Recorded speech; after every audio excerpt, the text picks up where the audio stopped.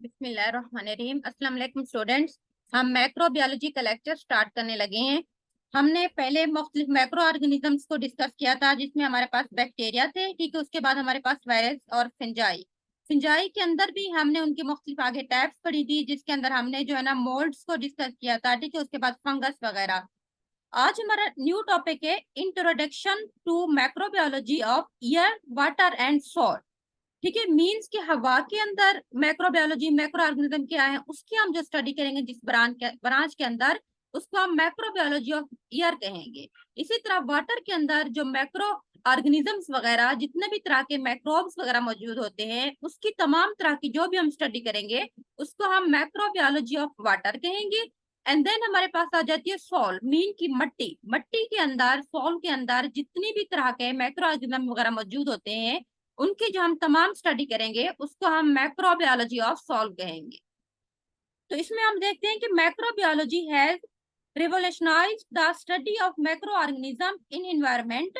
इसका मतलब होता है कि रेवोल्यूशन से निकला ये लफ्ज। रेवोल्यूशन मीन इनकलाब बर्पा कर दिया है। मैक्रोबायोलॉजी ने क्या किया है कि एक इनकलाब ला दिया है study of microorganism in environment.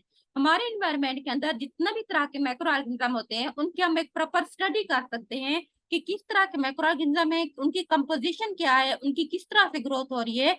इन तमाम चीजों की स्टडी के अंदर मैक्रोबायोलॉजी की जो ब्रांच स्टडी होती है, ठीक है, मैक्रोबायोलॉजी का जो सब्जेक्ट है, उसने एक इनकलाब बर्पा कर दिया है। And improved our understanding of the composition, phylogeny and physiology of microbial communities. और इसकी वजह से मैक्रोबायोलॉजी के जो नॉलेज है, उसकी वजह से हमारी जो अंडरस्टैंडिंग है अबाउट द मैक्रो ऑर्गेनिजम्स के बारे में, कि वो किस तरह की कंपोजिशन की है। फेलोजीनी का मतलब होता है कि उनके अंदर जीन्स किस तरह के है, मीन्स के उनकी हिस्ट्री किस तरह की है, और आपस में ग्रुप्स जो होते हैं मैक्रो ऑर्गेनिज्म के, उनका आपस में रिलेशन क्या है। ठीक है, फेलो जीन्स मीन के उनका किस फाइलम के हैं, मीन के उनके ग्रुप्स क्या हैं, उनकी फैमिली क्या है, उनका आपस में रिलेशनशिप क्या है तमाम मैक्रो ऑर्गेनिज्म का। इन तमाम चीजों को अंडरस्टैंड करने में मैक्रोबायोलॉजी हमारी हेल्प की है।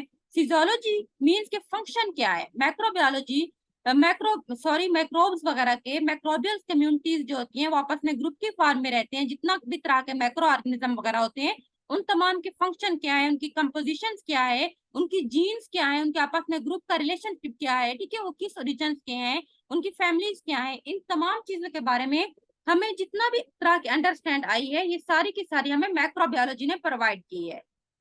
अगर हम इन्वायरमेंटल मैक्रोबायोलॉजी की बात करते हैं, तो इसकी डेफिनेशन ये है कि environmental microbiology is the study of composition and physiology of microbial communities in environment.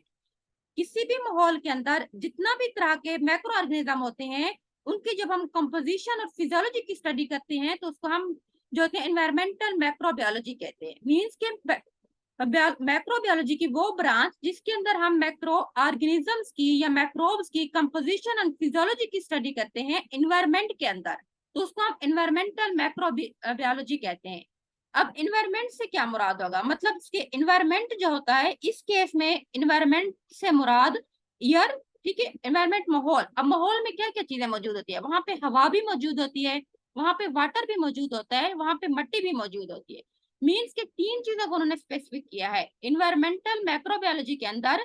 हम इन्वायरमेंट के अंदर जो मैक्रोब्स की स्टडी करते हैं, वो इन्वायरमेंट हमारे पास तीन तरह का होता है। हवा के अंदर मीन्स के एयर, ठीक है, उसके बाद जो होते हैं सॉइल के अंदर, मीन्स के मिट्टी के अंदर कितना मैक्रो ऑर्गेनिज्म है, एंड देन जो होती है वाटर के अंदर कितना मैक्रो ऑर्गेनिजम्स है। इन तमाम तीनों तरह के एनवायरनमेंट के अंदर हम देखेंगे कि मैक्रोब्स क्या हैं, किस तरह की उनकी ग्रोथ है, और वो क्या कर रहे होते हैं। तो एनवायरमेंटल मैक्रोबायोलॉजी के अंदर हम जो होते हैं मैक्रोब्स को एनवायरमेंट के अंदर, मीन्स के मिट्टी के अंदर, हवा के अंदर और वाटर के अंदर स्टडी करेंगे। तो फर्स्ट हम देखते हैं कि मैक्रोबायोलॉजी ऑफ एयर। हवा के अंदर जो मैक्रोबायोलॉजी मौजूद होती है, उसको हम मैक्रोबायोलॉजी ऑफ एयर कहते हैं। यहाँ पे आर लिखा हुआ है, यहाँ पे लफ्ज आएगा of. Microbiology of air, the microbial flora of the air is temporary and variable. Temporary means कि वो परमानेंट नहीं होता, मतलब मैक्रो ऑर्गेनिज्म हवा के अंदर आते हैं, ठीक है, वहां रहते हैं, उसके बाद फिर वहां से चले जाते हैं। मीन्स के जो मैक्रोबियल फ्लोरा होता है, जो मैक्रो ऑर्गेनिज्म हवा में मौजूद होते हैं, वो टेम्परेरी और वेरिएबल होते हैं, मुख्तलिफ तरह के होते हैं। Air is not a medium in which macro organism can grow. अब जो हवा होती मैक्रो ऑर्गेनिज्म का कुछ मीडियम होती है ना, जहाँ पे मैक्रो ऑर्गेनिज्म ग्रो करते हैं, जिस तरह से मिट्टी है उनका मीडियम हो सकती है, इसी तरह वाटर भी उनका एक मीडियम है। लेकिन जो हवा है ना, वो एज ए मीडियम काम नहीं कर रहा। ये आपने याद रखना है कि हवा जो होती है वो मैक्रो ऑर्गेनिज्म की ग्रो करने के लिए एक मीडियम के तौर पर काम नहीं करता, but carries of particulate matter, dust and droplets. बल्कि हवा के अंदर हमें पता है कि डस्ट वहां पे मौजूद होती है, मुख्तलिफ किस्म के ड्रॉपलेट्स मौजूद होते हैं, और खास तौर पर मुख्तलिफ गैसेस वगैरह होती हैं हवा के अंदर, स्मोक होता है, ठीक है। ये तमाम चीजें इनके अंदर मैक्रो ऑर्गेनिज्म मौजूद होते हैं। एयर इटसेल्फ, हवा तो फ्रेश भी होती है ना, जो फ्रेश हवा होती है उसके अंदर मैक्रो ऑर्गेनिज्म मौजूद नहीं होते। तो जो मैक्रो ऑर्गेनिजम्स होते हैं वो बेसिकली हवा के अंदर जो दूसरे पार्टिकुलर मैटर वहां पे मौजूद होती है, जो डस्ट वगैरह के पार्टिकल्स होते हैं, जो ड्रॉपलेट्स वगैरह होते हैं, उनके अंदर मैक्रो ऑर्गेनिज्म मौजूद होते हैं। उसके बाद हम देखते हैं कि ट्रांसमिशन किस तरह से होती है इन एयरबोर्न मैक्रो ऑर्गेनिजम्स की, ये किस तरह हमारी बॉडी के अंदर जाते हैं। Organisms are spread by coughing and sneezing from human respiratory tract. अब हवा में जरासीम कहाँ से आते हैं? जो जब हम जो होती है, हमें खांसी आती है, ठीक है, या स्नीजिंग मीन जब छींके वगैरह आती हैं, तो उससे जो मैक्रो ऑर्गेनिज्म जो उनमें मौजूद होते हैं, जो जरासीम्स मौजूद होते हैं, तो वो हवा में फैल जाते हैं, ठीक है। And dust particle are circulate by the air from the earth surface. और दूसरा ये होता है कि जमीन की सरफेस से जो डस्ट पार्टिकल्स वगैरह होते हैं वो हवा के अंदर मूव कर रहे होते हैं। तो अब वो जो मैक्रो ऑर्गेनिज्म जो कि हमारे रिस्पिरेटरी ट्रैक से, जो by sneezing and by coughing mean की सांस जब हमें खांसी वगैरह आती है, जब हमें छींकें आती हैं, तो वहां से हमारे रिस्पिरेटरी ट्रैक से जरासीम्स बाहर फैल जाते हैं, और वो हवा के अंदर जो डस्ट पार्टिकल जमीन वगैरह से आते हैं उसके अंदर जाके शामिल हो जाते हैं, तो वहां पे वो फर्दर उनकी ग्रोथ होती है। एयर माइक्रो ऑर्गेनिज्म में be carried on dust particles और ऑन ड्रॉपलेट्स। फिर वही बात सिंपल है ना, या तो जो डस्ट पार्टिकल्स जो इर्द गिर्द जमीन में मौजूद होती है वो हवा में फैल जाती है, या तो जो माइक्रो ऑर्गेनिज्म होंगे हवा के उन डस्ट पार्टिकल्स के अंदर मौजूद होंगे, जब वो ड्रॉपलेट्स जो हमें खांसी के थ्रू, हमारे छींकों वगैरह के थ्रू हवा में शामिल हो जाती हैं, तो उनके ऊपर वो जाके ग्रो करेंगे। Organism introduced into air may be transport a few feet or many miles. Some die in the matter of second, others survive for weeks or months. वो कहते हैं कि जितना भी हवा के अंदर मैक्रो ऑर्गेनिज्म सारे शामिल होते हैं, वो जो ट्रांसपोर्ट कहाँ तक हो सकते हैं, मीन्स के वो चंद जो होती है फुट के फासले के ऊपर भी जा सकते हैं, या बहुत सारे मील्स के फासले के ऊपर भी फैल सकते हैं। ये एयर की सर्कुलेशन के ऊपर डिपेंड करता है, ठीक है, कि एयर कहाँ तक सर्कुलेट करती है। अगर तो एक ओपन एरिया होगा ना, तो वहां पे जब हम खांसते हैं या हमें छींके वगैरह आती हैं, तो वो जरासीम जो होती है पूरे एरिया में फैल जाएंगे, दूर दूर तक, काफी मील्स तक चले जाएंगे। उसके निस्बत अगर हम एक क्लोज एरिया के अंदर मौजूद है, मीन्स कि अगर हम एक रूम के अंदर हम बैठे हुए हैं, वहां पे अगर किसी को खांसी आई है या बहुत है, तो वो जो जरासीम होंगे वो रूम्स तक जो होती है जस्ट महदूद रहेंगे, तो वो बाहर के एनवायरमेंट के अंदर इंक्लूड नहीं होते हैं। तो इसके बाद कुछ जो जरासीम होते हैं वो कुछ सेकंड में ही फौरी तौर पर मर जाते हैं, जबकि कुछ जो होते हैं वीक्स या मंथ तक भी मौजूद रहते हैं। उसके बाद हम देखते हैं कि जो होती है फेट ऑफ ईयरबोर्न मैक्रो ऑर्गेनिज्म, इनकी क्या है, किस तरह से मतलब रहते हैं, इनकी अल्टीमेट ये कहाँ जाते हैं, इनकी क्या मतलब, इनकी डेथ किस तरह से होती है, या आगे इनकी ग्रोथ किस तरह से होती है। The ultimate fate of airborne microorganism is governed by a complex set of circumstances, including the atmosphere conditions. वो कहते हैं कि एक हमारे पास हम बकायदा एक सेट होता है एटमॉस्फेरिक कंडीशंस वगैरह का, जो कि जरूरी होता है, जो इस बात को डिसाइड करता है कि अल्टीमेट एयरबोर्न माइक्रोऑर्गेनिज्म ने कहाँ तक जाना है, कितनी टाइम तक वो सरवाइव करेंगे, कितनी टाइम तक उनकी डेथ हो जानी है। उनके लिए एक कम्प्लेक्स एनवायरमेंट सेट किया जाता है। उसके अंदर कौन कौन सी चीजें इंक्लूड है, मीन्स की ह्यूमिडिटी, ठीक है, सनलाइट, टेम्परेचर कितना है वहां का, size of particles bearing the macroorganism जो पार्टिकल प्रोड्यूस कर रहे हैं, जिसमें ड्रॉपलेट्स वगैरह आ जाती हैं डस्ट के पार्टिकल से, तो उनका साइज कितना है, कितना उनके अंदर कैपेसिटी है, कितना उनके अंदर स्पेस है कि वहां पे कितना मैक्रोऑर्गेनिज्म ग्रो कर सकते हैं। देन आ जाता है कि नेचर ऑफ मैक्रोऑर्गेनिज्म किस तरह के हैं, means के degree of susceptibility and resistant of a particular species to the new physical environment, means के मैक्रो ऑर्गेनिज्म के नेचर से मुराद ये है कि एक जो न्यू हम उनको फिजिकल एनवायरनमेंट प्रोवाइड करते हैं, वहां पे वो कितनी हद तक जो मैक्रो ऑर्गेनिज्म की स्पीशीज है वो किस डिग्री तक, किस हद तक वहां पे वो ग्रोथ कर सकती है, मीन्स के वो उसके लिए सस्पेक्टेबल है, मीन्स कि वहां पे जाएंगे फिजिकल एनवायरनमेंट के अंदर, फर्दर उनको ग्रो करना शुरू हो जाएंगे, या वो उनको कोई रेजिस्टेंस डेवलप हो जाती है, मतलब वो फिजिकल एनवायरनमेंट के अंदर प्रॉपर ग्रो नहीं कर सकते, वो उनके लिए फिजिकल एनवायरनमेंट जो सूटेबल नहीं होता। ये नेचर ऑफ मैक्रो ऑर्गेनिज्म के ऊपर डिपेंड करता है कि वो किस नेचर के हैं, किस फिजिकल एनवायरनमेंट के अंदर वो इजीली ग्रो कर सकते हैं और किस फिजिकल एनवायरनमेंट के अंदर वो ग्रो नहीं कर सकते। ये सारी चीजें जो होती हैं ये इस बात को डिसाइड करती हैं कि मैक्रो ऑर्गेनिज्म कितनी टाइम तक रह सकते हैं, कितना टाइम तक उनकी डेथ हो सकती है। उसके बाद है मैक्रोबियल कंटेंट ऑफ एयर। एयर के अंदर जो मैक्रोबियल्स होते हैं वो कितना होते हैं। Indoor air, the degree of microbial contamination of indoor influence by the factor such as, जिसमें वेंटिलेशन रेट्स ठीक है कितना है किसी जगह के ऊपर जो मैक्रोऑर्गेनिज्म मौजूद हैं वहां पे वेंटिलेशन रेट्स कितने हैं, ठीक है, मीन्स के वहां पे हवा का आना जाना कितना है, जितना ज्यादा वेंटिलेशन रेट वगैरह होगी उसी तरह ये उनकी जो होती है ग्रोथ वगैरह भी ज्यादा होगी, ज्यादा दूर तक के एरिया वगैरह के अंदर वो जो है ना मैक्रोऑर्गेनिज्म वगैरह जाके फैल जाएंगे। उसके बाद एक प्रोटिंग्स, कितना लोग हैं, जितना ज्यादा लोग होंगे, जितना ज्यादा हजूम होगा किसी जगह के ऊपर, जाहिर सी बात है जरासीम उतनी ज्यादा मौजूद होंगे वहां पे। Nature and degree of activity of individual occupying the accommodation.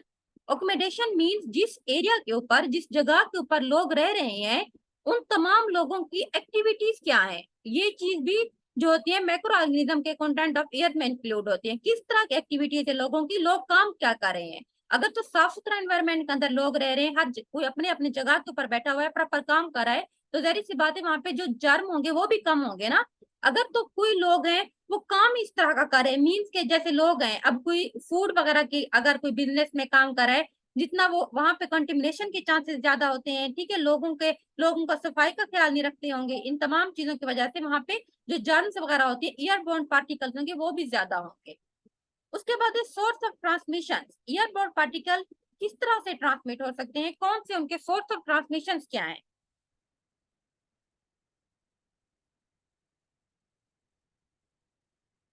ठीक है, सोर्स ऑफ ट्रांसमिशन के अंदर हम देखते हैं कि कौन से हैं।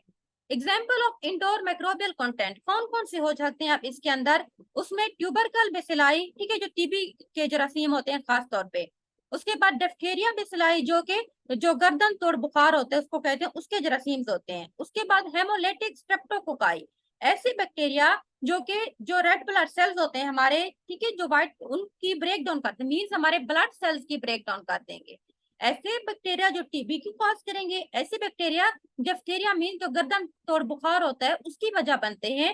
और उसके बाद है हेमोलिटिक स्ट्रेप्टोकोकाई, मीन्स ऐसे बैक्टीरिया जो कि आगे जाके ब्रेक डाउन करते हैं हमारे ब्लड सेल्स वगैरह की।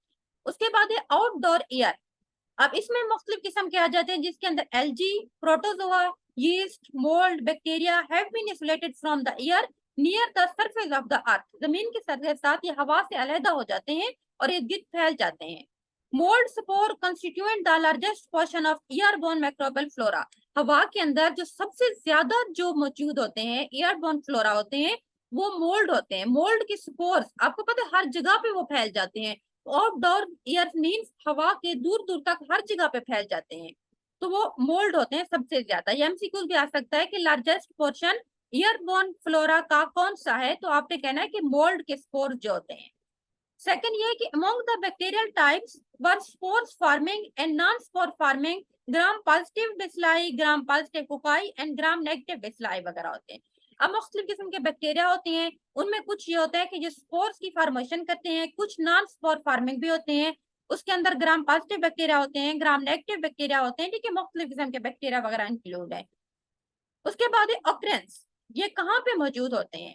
Bacteria and mould spores have been found high above the earth surface, जमीन की सरफेस के ऊपर जो सबसे ज्यादा कंसंट्रेशन के अंदर मौजूद होते हैं तो वो बैक्टीरिया और स्पोर जो मोल्ड होते हैं उनके स्पोर्स होते हैं। The viable bacteria, viable mean जो जिंदा होते हैं, ठीक है, viable bacteria and fungi occur at a altitude of 300 millimetre and air masses all the way across the North Atlantic, यानी कि जो नॉर्थ मीन जो जनूबी जो होती हैं, जो अटलांटिक वहां पे होता है, बहरिया होता है, ठीक है, जो मीन के जनूब क्या जो होता है उसके इर्द गिर्द जितना भी हवा होता है वहां पे बुलंदी के ऊपर 3000 मिलीमीटर की मीटर की बुलंदी के ऊपर, सॉरी 3000 मिलीमीटर की बुलंदी के ऊपर, खास तौर पर जो नॉर्थ एरियाज होते हैं वहां पे बैक्टीरिया और फंजाई के जो होती है जिंदा वहां पे मौजूद होते हैं स्पोर्स। ईयरबोर्न बैक्टीरियल डिसीज, इसकी वजह से कौन सी बीमारियां होती हैं? ऊपर भी हमने पढ़ा था, डिप्थीरिया हो जाता है, ठीक है, ट्यूबरकुलोसिस एंड मेनिंजाइटिस, मींस जो हमारे ब्रेन वगैरह की जो लेयर्स होती हैं उनमें इन्फ्लेमेशन वगैरह हो जाते हैं, इसको हम मेनिंजाइटिस कहते हैं, मुख्तलिफ ब्रेन की डिजीज होती है। उसके बाद ईयरबोर्न वायरल डिजीज, वायरस की वजह से हवा के अंदर जो वायरस मौजूद होते हैं उनकी वजह से कौन कौन सी बीमारियां फैलती हैं?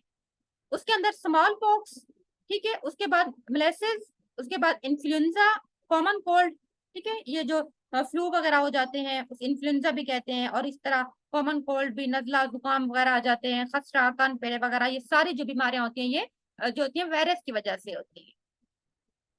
उसके बाद हमारे पास आ जाता है ईयरबोर्न फंगल डिजीज, फिंजाई की वजह से कौन सी डिजीज होती है? जो फिंजाई, जो फंगस के स्पोर्स हवा के अंदर मौजूद होते हैं उसकी वजह से सिस्टेमिक माइकोसिस, ठीक है, यानी कि हमारा जो मसल्स होते हैं अंदर जाके हमारा जो सिस्टम होता है उसके वो डिस्ट्रॉय हो जाता है। हिस्टोप्लाज्मोसिस, ठीक है, टिश्यू वगैरह की बीमारियां हो जाती हैं। उसके बाद क्रिप्टोकोकस, ठीक है, ये मुख्तलिफ बीमारियां वगैरह होती हैं जो कि फिंजाई की वजह से होती हैं। उसके बाद हमारे पास है control of microorganism in the air, हवा के अंदर जो मैक्रो ऑर्गेनिज्म है हम उनको किस तरह से कंट्रोल कर सकते हैं? The level of air contamination can be reduce और the air can be sterilised. जो कंटेमिनेशन, अब हम क्या करते हैं, जितना ज्यादा हवा के अंदर कंटेमिनेशन होती है, जितना ज्यादा आलूदगी होती है उतना ज्यादा वहां पे जर्म मौजूद होते हैं, तो हमने हवा की कंटेमिनेशन को कम करना है। सेकेंड, हम एयर कैन बी स्टेरिलाइज, हवा को हमने स्टेरिलाइज करना है, वहां से सारे जरासीम वगैरह का खात्मा कर देना है। As the situation demands, demand by application of some of the physical and chemical agent, अब जिस तरह से फ्यूमिंग वगैरह कराई जाती है, ठीक है, मुख्तलिफ स्प्रे वगैरह कराए जाते हैं, फिजिकल और केमिकल एजेंट्स वगैरह की हम अप्लाई करके हम इनको कम कर सकते हैं एयरबोर्न पार्टिकल्स को। उसके बाद list below some common and effective method to control the level of air contamination, हवा के अंदर जितना भी कंटेमिनेशन होती है उसको कम करने के लिए हमारे पास जो इफेक्टिव मेथड है वो आपको नीचे दिए हुए। सबसे पहले UV radiation, ultra violet radiation, ठीक है, ये हम यूज करके किल कर सकते हैं हर तरह की जो जर्म वगैरह आते हैं उनको। सेकंड, केमिकल एजेंट्स का स्प्रे वगैरह कर देते हैं, ठीक है, फ्यूमिंग जिस तरह की जाती है। फिल्ट्रेशन, हम हवा को फिल्टर कर लेते हैं, मुख्तलिफ फिल्टर पेपर वगैरह लगा देते हैं, जहाँ से हमें होता है कि कंटेमिनेशन के चांसेस ज्यादा हैं तो वहां पे फिल्टर पेपर लगा दिए जाते हैं, तो जर्म वगैरह फिल्टर पेपर की दूसरी साइड के ऊपर रह जाते हैं और ताजा हवा अंदर आती है। उसके बाद है ईयर फिल्टर, ठीक है, वही लगा दे जाते हैं। उसके बाद यूनिडायरेक्शनल ईयर फ्लो, ये होता है कि जिस जगह पे हमें लगे कि यहाँ पे जर्म्स के प्रोडक्शन के चांसेस ज्यादा हैं, यहाँ पे क्राउडिंग ज्यादा है, लोगों का काम इस तरह के है कि जरासीम वहां पे रहते हैं, तो इस तरह वो एरिया सेट करना चाहिए कि वहां यूनिडायरेक्शनल मीन कि एक डायरेक्शन के अंदर एयर का फ्लो हो, एक साइड से ताजा हवा अंदर जा रही हो और जो कंटेमिनेशन होती है वो बाहर निकल रही हो। उसके बाद वैक्यूम क्लीनिंग्स वगैरह, ये सारे हमारे पास मेथड होते हैं जिनको हम फॉलो करके हवा के अंदर जो कि जर्म वगैरह होते हैं, जो कंटेमिनेशन होती है उसको हम कम कर सकते हैं। तो ये आगे हमारे पास है मैक्रोबायोलॉजी ऑफ वाटर, हम कल पढ़ेंगे। आज हमने पढ़ा था जो मैक्रोबायोलॉजी ऑफ द ईयर, ठीक है, यानी कि एनवायरमेंट के अंदर हवा के अंदर मैक्रोबायोलॉजी क्या है, उसके अंदर हमने मुख्तलिफ चीजें डिस्कस की हैं। पहले हमने इसके अंदर ये देखा है कि जो मैक्रो ऑर्गेनिजम्स होते हैं वो, उसका फ्लोरा जो हवा में मौजूद होता है वो किस तरह से होता है, हमने पढ़ा था कि वो डस्ट और ड्रॉपलेट्स के फॉर्म में होता है। ट्रांसमिशन किस तरह से होती है, ये हमने कहा था कि जो हमारे रिस्पिरेटरी सिस्टम के अंदर जर्म होते हैं, जब हम स्नीजिंग के थ्रू, कफिंग के थ्रू वो बाहर निकलते हैं, हवा के अंदर शामिल हो जाते हैं। दूसरे, हवा के अंदर जो डस्ट के अंदर मौजूद होती हैं चीजें, ठीक है, वो हवा से फिर वो मतलब कि जमीन से वो हवा में शामिल हो जाती है। तो ये डस्ट, तो एक तो सेकंड जो ड्रॉपलेट्स होते हैं वो एज ए मीडियम काम करते हैं ग्रो करने के लिए।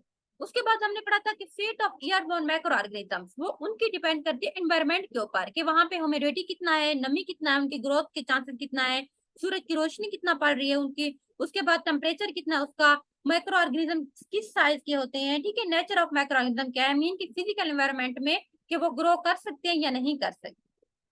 देन हमने पढ़ा है कि मैक्रोबियल कंटेंट ऑफ एयर, हवा के अंदर हमने पढ़ा था कि दो तरह के जो होती है हवा, एक इंडोर एयर, दूसरी होती है आउटडोर एयर। इंडोर एयर्स के अंदर जिसमें हमने कहा था कि वेंटिलेशन रेट क्या है उसके अकॉर्डिंग मैक्रोबियल वहां पे ग्रोथ हो सकती है, क्राउडिंग कितना है लोगों की, नेचर और एक्टिविटी क्या है लोगों के काम की, नेचर क्या है, किसी जगह के ऊपर अगर लोग मौजूद हैं तो वो किस तरह का काम करें, ये डिपेंड करता है। सोर्स ऑफ ट्रांसमिशन हमने पढ़ा था, वही हमने जो ऊपर भी पढ़ा था कि बात जब करते हैं ना तो हमारे मुंह से वाटर के ड्रॉपलेट्स बाहर निकलते हैं। जब कोई बंदा मुसलसल बोल रहा होता है ना तो वहां से भी जर्म बाहर जा रहे होते हैं, ठीक है, माउथ के थ्रू, स्नीजिंग के थ्रू जा रहे होते हैं। इसी तरह जब हम कफ वगैरह खांसी हमें आती है तो उससे सारे के सारे माइक्रो ऑर्गेनिज्म ड्रॉप्स की सूरत में बाहर चले जाते हैं। उसके बाद हमने एग्जाम्पल पढ़ी थी जिसमें बैक्टीरिया की वजह से जो होती है मुख्तलिफ आ जाते हैं, जिसमें ट्यूबरकल बेसिलाई, ठीक है, ये बैक्टीरिया बेसिकली जो कि टीबी के जरासीम जर्म इसके वजह से प्रोड्यूस होते हैं। उसके बाद डिप्थीरिया, उसके बाद हेमोलिटिक वगैरह, ये सारे। आउटडोर के अंदर हमने ये देखा था कि दूर दूर तक हर जगह पे फैले होते हैं, जिसमें एलजी, फिंजाई, प्रोटोजोआ, यीस्ट, मोल्ड वगैरह ये सारे के सारे इसमें आ जाते हैं। और जो मोल्ड के स्पोर्स होते हैं वो सबसे ज्यादा माइक्रोबियल फ्लोरा जो ईयर का होता है उनमें मौजूद होता है। उसके बाद बैक्टीरिया आ जाते हैं, उसमें कुछ स्पोर्स फार्मिंग बैक्टीरिया भी होते हैं, ठीक है, नॉन स्पोर फार्मिंग भी होते हैं। उसके बाद हमने देखा था कि एयरबोर्न बैक्टीरिया की वजह से कौन कौन सी डिजीज हो सकती है। बैक्टीरिया की वजह से तो डिप्थीरिया और ट्यूबरक्लोसिस, मेनिंजाइटिस हो जाती है। एयरबोर्न वायरल डिजीज हमें पता है, उसमें small pox, molasses, influenza, cold वगैरह ये सारा कुछ आ जाता है। फंगल डिजीज की वजह से सिस्टेमिक माइकोसिस, ठीक है, हिस्टोप्लाज्मोसिस एंड क्रिप्टोस जो होते हैं कोसिस वगैरह के, ये सारी डिजीज आ जाती हैं फंगस की वजह से। हिस्टोप्लाज्मोसिस मीन टिश्यू से रिलेटेड डिजीज होती है, उसमें टिश्यू में इन्फ्लेमेशन वगैरह हो जाती है, ब्रेकडाउन हो जाती है। सिस्टेमिक मीन हमारे सिस्टम जो होता है उसमें मसल्स वगैरह की सारी डिजीज वगैरह फैल जाती हैं, तो ये इसकी वजह से आती है, मुख्तलिफ फंगस की वजह से डिजीज होती है। उसके बाद हमने पढ़ा है कि हमने कंट्रोल कैसे करना है माइक्रो ऑर्गेनिज्म को। हवा के अंदर जो कंटिमिनेशन होती है उसको हमने कम करना है। हम मुख्तलिफ फिजिकल केमिकल एजेंट्स वगैरह का स्प्रे करते हैं, ठीक है, जिससे किल हो जाते हैं। कुछ मेथड उन्होंने लिस्ट बताई है, यूवी रेडिएशन के थ्रू हम उनको किल कर सकते हैं, केमिकल एजेंट्स के थ्रू हम मुख्तलिफ फिल्टर पेपर यूज कर सकते हैं, हवा को फिल्टर कर सकते हैं, ठीक है। यूनिडायरेक्शनल एयर का फ्लो होता है, जो मैंने आपको बताया था, किसी एरिया के ऊपर जहाँ काम कर रहे होते हैं, लोगों का ज्यादा होते हैं, तो वहां का एरिया इस तरह बनाना चाहिए कि यूनिडायरेक्शनल, एक ही डायरेक्शन में फ्लो हो रहा हो, मीन से माइक्रो ऑर्गेनिज्म एक ही जगह से बाहर जा रहे हो जहाँ से हवा का फ्लो हो, ताकि इर्द गिर्द के बाकी माइक्रो ऑर्गेनिज्म दूसरी जगह से वहां पे ना आ सके, हवा का फ्लो ही ना हो दूसरी जगह पे। इस तरह वैक्यूम क्लीनिंग वगैरह ये सारा कुछ किया जाता है। ठीक है, आज का लेक्चर मैं इधर ही एंड कर रही हूँ, कल हम आगे डिस्कस करेंगे।